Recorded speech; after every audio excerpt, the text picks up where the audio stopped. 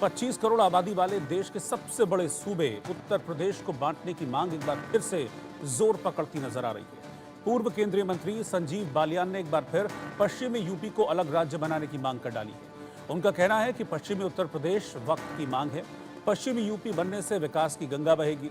संजीव बालियान ने कहा कि पूर्वी उत्तर प्रदेश पश्चिमी यूपी से भी पिछड़ा हुआ है। उन्होंने उत्तराखंड का जिक्र करते हुए कहा कि उत्तराखंड हमसे अलग होकर प्रदेश बना और आज उसकी प्रगति, उसकी तरक्की देखिए। महाराष्ट्र आबादी के हिसाब से हमसे छोटा है, लेकिन वहां की जीडीपी देखिए। ऐसे में इस बात को समझना होगा कि पश्चिमी यूपी बन जाने से पश्चिमी यूपी का बेहतर तरीके से विकास हो सकेगा।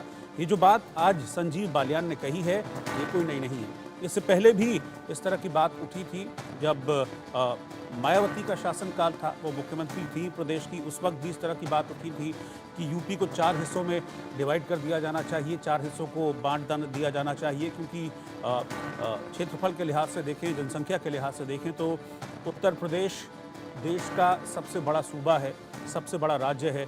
ऐसे में इतने बड़े राज्य के विकास को अगर छोटे छोटे भागों में तोड़ दिया जाए, यानी कि 4 भागों में यूपी को बांट दिया जाए, तो विकास की रफ्तार बढ़ेगी। इस तरह के तर्क पहले भी दिए गए थे। अब संजीव बालियान, जो कि भारतीय जनता पार्टी के नेता हैं और पिछली जो मोदी सरकार 2.0 रही, उसमें सेंटर में मिनिस्टर की जिम्मेदारी उन्होंने संभाली थी, पूर्व केंद्रीय मंत्री वो रहे हैं।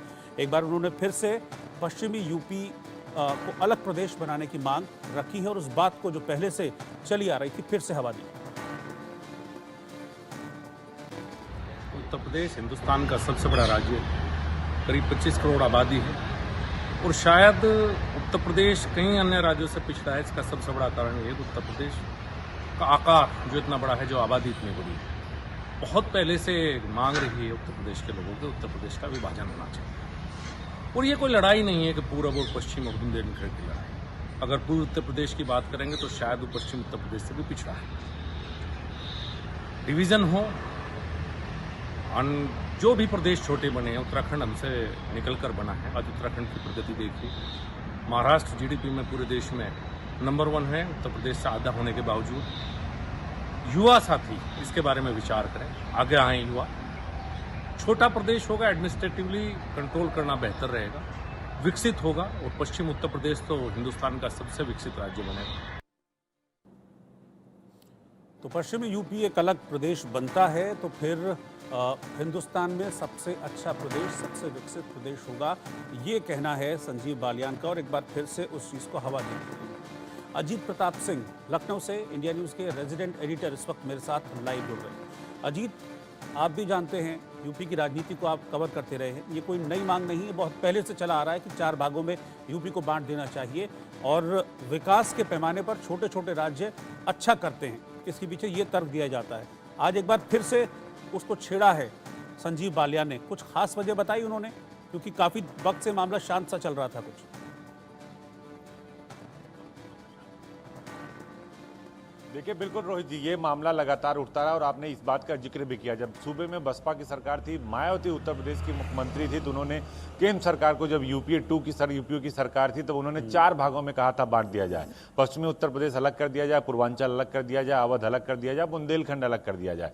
संजीव बालियान भी ये मुद्दा 2022 के लोकसभा विधानसभा चुनाव में उठा चुके हैं और मंच से उन्होंने कहा था, एक बार फिर वो इस बात को हवा दे रहे हैं कि उत्तर प्रदेश को अलग अलग हिस्सों में बांटा जाए और पश्चिमी उत्तर प्रदेश को अलग किया जाए, जिससे ज्यादा विकास हो। जिस तरह उन्होंने उत्तराखंड का, महाराष्ट्र का उदाहरण दिया।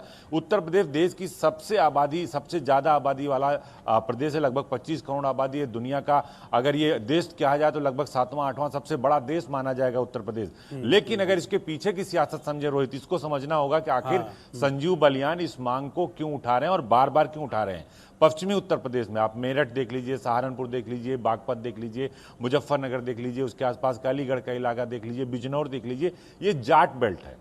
और जाट बेल्ट में संजीव बालियान की अच्छी खासी पकड़ है। अपने को राजनीतिक तौर पर मजबूत दिखाने के लिए हमेशा ये बात करते हैं जिससे सारे के सारे जाट जो है उनके साथ एकजाय हो जाए, क्योंकि वहां टिकैत भी हैं, वहां और सारे नेता हैं। उत्तर प्रदेश के बीजेपी के जो प्रदेश अध्यक्ष हैं भूपेंद्र चौधरी, वो भी पश्चिमी उत्तर प्रदेश से आते हैं, मुरादाबाद के रहने वाले।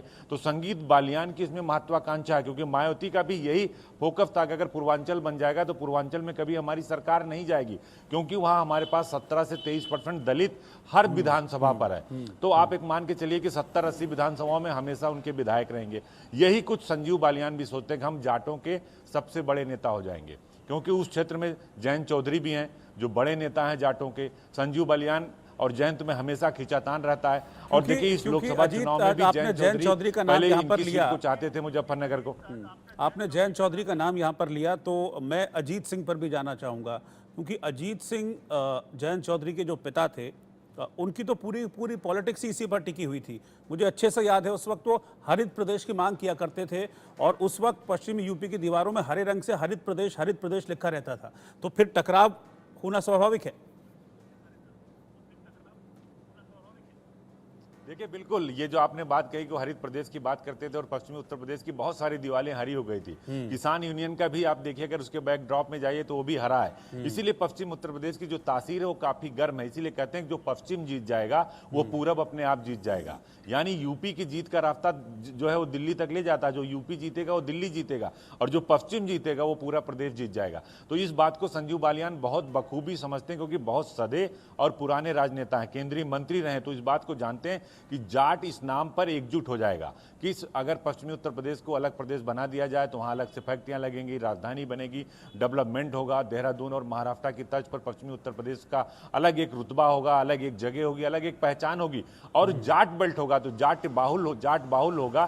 तो इसको लेकर कहीं ना कहीं जो राजनीतिक माइलेज है वो संजीव बालियान लेना चाहते हैं। इसलिए बार बार जब भी ऐसा कोई मुद्दा आता है तो पश्चिमी उत्तर प्रदेश को अलग राज्य बनाने का राग छेड़ देते हैं, क्योंकि इससे उनका जो वोट बैंक है यानी जाट बिरादरी जो है वो उनके साथ एकजाई होती है। क्योंकि देखिए अब पश्चिमी उत्तर प्रदेश में नेता कौन है जाटों का, इसकी लड़ाई शुरू हो गई, क्योंकि जयंत चौधरी केंद्र में मंत्री हैं, एनडीए का हिस्सा हैं, भूपेन्द्र चौधरी उत्तर प्रदेश में बीजेपी के प्रदेश अध्यक्ष हैं, संजीव बालियान चुनाव हार गए। आपने देखा संगीत सोम और संजीव बालियान का किस तरह से विरोध हुआ। पहले संजीव बालियान ने संगीत सोम का सरदना में विरोध किया, जब लोकसभा का चुनाव आया तो संगीत जो सोम ने खुलेआम संजीव बालियान का विरोध किया। तो अपनी बिरादरी का नेता बनना चाहते हैं जो है संजीव बालियान। और सबसे बड़ा नेता जो जयंत चौधरी हो चाहे भूपेन्द्र चौधरी हो, वो समझते हैं कि अगर हमने इस राग को छेड़ दिया और इस आंदोलन को हमने खड़ा कर दिया, जाट सड़क पर आ गया और हमारी इस मांग को लेकर आगे बढ़ गया मामला, तो हम ही नेता होंगे। और अगर पश्चिमी उत्तर प्रदेश बना तो शायद हम इस प्रदेश के मुख्यमंत्री भी बन सकते हैं। तो देखिए सियासत में महत्वाकांक्षा होती है और होनी भी चाहिए, लेकिन संजीव बालियान